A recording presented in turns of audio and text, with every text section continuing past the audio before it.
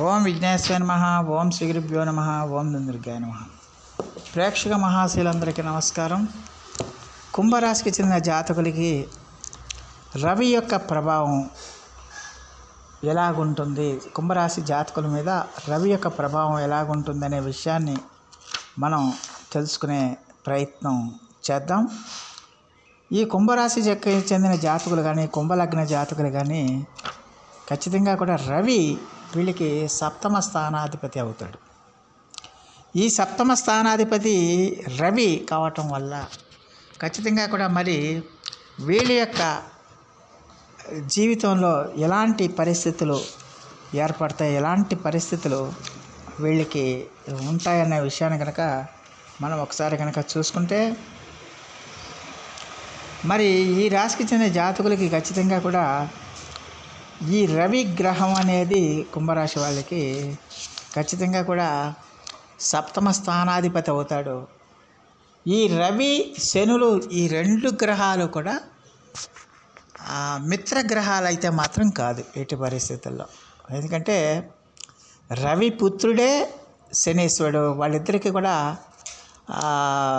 బద్ధ వైరం ఉంటుంది. తండ్రి కొడుకులైనప్పటికీ కూడా ఆ గ్రహాలు వేరే వేరే గ్రహ కూటములలో ఉండటం వల్ల ఇద్దరికీ కూడా పొత్తు అనేది అంత అనుకూలంగా ఉండదన్న విషయాన్ని గమనించాల్సిన అవసరం ఎంతైనా ఉంటుంది. అందువల్ల ఖచ్చితంగా కూడా ఈ యొక్క సప్తమ స్థానంలో రవి ఉంటే కనుక ఖచ్చితంగా కూడా అలాంటి వారికి ఎలాంటి అంటే శుభగ్రహాల యొక్క దృష్టి కనుక పడితే, శుభగ్రహాల యొక్క దృష్టి పడితే గురువు యొక్క దృష్టి పడింది అనుకోండి, ఖచ్చితంగా కూడా అలాంటి వారికి ఖచ్చితంగా కూడా మంచి పార్ట్నర్ లభించడానికి అవకాశం ఉంటుందన్న విషయాన్ని గమనించాలి. అలాగే మంచి భార్య, సుఖము, ధనము, శాంతి లభించడానికి అవకాశం ఉంటుందన్న విషయాన్ని గమనించాలి. ఒకవేళ సప్తమ స్థానం మీద దుష్టగ్రహాల యొక్క ప్రభావం, దుష్టగ్రహాల యొక్క దృష్టి పడింది అనుకోండి, దుష్టగ్రహాల యొక్క దృష్టి పడితే కనుక ఖచ్చితంగా అలాంటి వారికి ఖచ్చితంగా వైవాహిక జీవితంలో ఇబ్బందులు అనేవి కలగటం అనేది అత్యంత సర్వసాధారణంగా మనం గమనించాల్సిన అవసరం ఎంతైనా ఉంటుంది. అంటే భార్యాభర్తలకి ఇద్దరు కూడా కలిసిమెలిసి ఉన్నప్పటికీ కూడా ఏదో ఒక రకమైన అభిప్రాయ భేదాలు ఉంటాయి, ఏదో ఒక రకమైన లోటుపాట్లు ఉంటాయి, ఏదో ఒక రకమైన సమస్యలు ఉండటానికి ఆ సమస్యల వల్ల వాళ్ళు అప్పుడప్పుడు వాళ్ళు కీచులాడుకోవడానికి ఎక్కువగా అవకాశాలు ఉంటాయనే విషయాన్ని గమనించాల్సిన అవసరం ఉంటుంది. అలాగే ఇక్కడ ఈ రాశికి చెందిన జాతకులకి ఖచ్చితంగా కూడా మరి ఎట్టి పరిస్థితుల్లో కూడా ఈ సప్తమ స్థానంలో ఉన్న రవి గనక శుభ స్థానాల్లో గనక ఉంటే గనక ఖచ్చితంగా కూడా మరి చాలా వరకు కూడా అనుకూలమైన ఫలితాలు ఉండటానికి ఎక్కువగా అవకాశం ఉంటుందన్న విషయాన్ని గమనించాల్సిన అవసరం ఎంతైనా ఉంటుంది.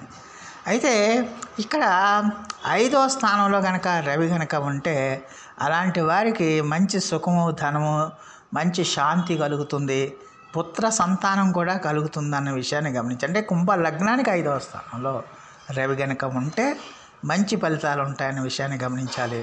అలాగే 3వ స్థానంలో కనుక రవి ఉంటే కనుక, 3వ స్థానం అంటే మేషరాశి అవుతుంది. మేషరాశిలో రవి కనుక ఉంటే అది ఖచ్చితంగా కూడా రవికి మంచి స్థానం కాబట్టి వాళ్ళకి పూర్ణ యోగం కలుగుతుందన్న విషయాన్ని గమనించాలి. మంచి భార్య లభిస్తుందన్న విషయాన్ని గమనించాల్సిన అవసరం ఎంతైనా ఉంటుంది.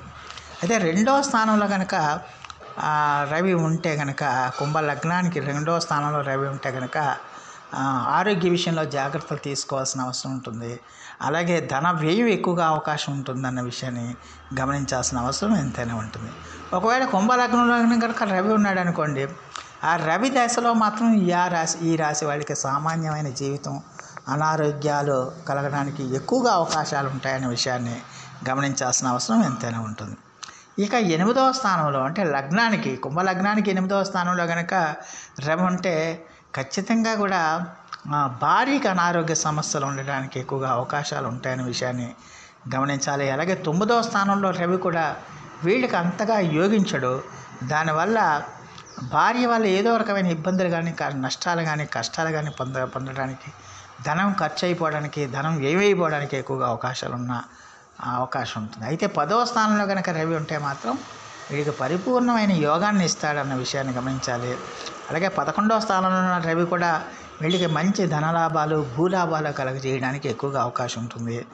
అయితే 12వ స్థానంలో ఉన్న రవి మాత్రం వీళ్ళకి వ్యవహార చిక్కులు, అశాంతి, భార్యకి అనారోగ్య సమస్యలు, ధనం వ్యయం, ఇలాంటి ఫలితాలన్నీ కూడా చూపించడానికి అవకాశం ఉంటుందన్న విషయాన్ని గమనించాల్సిన అవసరం ఉంటుంది.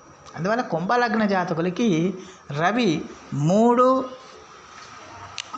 అలాగే 10, 11 స్థానాలు అనేవి చాలా వరకు అనుకూలమైన ఫలితాలను ఇస్తాయనే విషయాన్ని గమనించాలి. అలాగే 4వ స్థానం కూడా ఎంతో కొంత భార్య వల్ల ఎంతో కొంత వీళ్ళకి ఆస్తి సంక్రమించడానికి అవకాశం ఉంటుందన్న విషయాన్ని గమనించాలి. అందువల్ల ఈ రాశికి చెందిన జాతకులకి ఖచ్చితంగా కూడా 3వ స్థానం, 10వ స్థానం, 11వ స్థానం బ్రహ్మాండంగా యోగిస్తుంది. 4వ స్థానం కూడా రవి ఉంటే పర్వాలేదు, బాగానే ఉంటుందన్న విషయాన్ని గమనించాలి. అలాగే 7వ స్థానంలో కూడా రవి ఉన్నా కూడా వీళ్ళకి సంపూర్ణమైన ఫలితాలు వస్తాయన్న విషయాన్ని గమనించాలి. అందువల్ల దానికి వ్యతిరేకంగా ఉన్న గ్రహాలు ఉంటే ఆ గ్రహాలు ఉండటానికి దానికి యొక్క దృష్టిల్ని బట్టి వాటి యొక్క ఇతర గ్రహాల యొక్క దృష్టి, పాపగ్రహాల యొక్క దృష్టి, వాటిని అనుసరించి మనం వారి యొక్క వ్యక్తిగత జాతకాన్ని అంచనా వేయించాల్సిన అవసరం ఉంటుంది. అందువల్ల ప్రతి ఒక్కరు కూడా వ్యక్తిగత జాతకం అనేది తప్పనిసరిగా పరిశీలన చేయించుకోవాల్సిన అవసరం ఉంటుంది. ఎందుకంటే ఇలాగే ఉంటే ఇలాగే ఫలితాలు కలుగుతాయనేది కాదు. ఇది స్థూలంగా మీకు తెలియటం కోసం ఇవన్నీ వివరించడం జరుగుతుంది. ఒరిజినల్గా మిగతా గ్రహాల యొక్క దృష్టి, మిగతా గ్రహాల యొక్క కాంబినేషన్స్ ఇవన్నీ చాలా ఉంటాయి. అవన్నీ చూసిన తర్వాతే ఒక వ్యక్తి యొక్క జీవితం కానీ, వారి యొక్క సంసార జీవితం కానీ, దాంపత్య జీవితం కానీ ఎలా ఉంటుందని మనం ఖచ్చితంగా అంచనా వేయటం జరుగుతుంది. ఇదంతా కూడా మీకు ప్రాథమిక అవగాహన కోసమే. పూర్తి అవగాహన కోసం మాత్రం మీరు ఖచ్చితంగా మీ యొక్క జాతక పరిశీలనని కంప్లీట్గా చేయించుకోవాల్సిన అవసరం ఎంతైనా ఉంటుంది. సుశిక్షితులైన పండితుల చేత మీరు జాతకాన్ని పరిశీలన చేయించుకోవాల్సిన అవసరం ఎంతైనా ఉంటుందన్న విషయాన్ని గమనించాల్సిన అవసరం ఉంటుంది. సో ఆ దేవదేవుడు మీ అందరికీ కూడా ఆరోగ్య ఐశ్వర్యాలు ఇవ్వాలని మనస్ఫూర్తిగా వేడుకుంటూ, నా వీడియో కనుక మీకు నచ్చితే లైక్ చేయండి, షేర్ చేయండి, కామెంట్ చేయండి, సబ్స్క్రైబ్ చేయండి. సర్వే జనా సుఖినో భవంతు. నమస్కారం.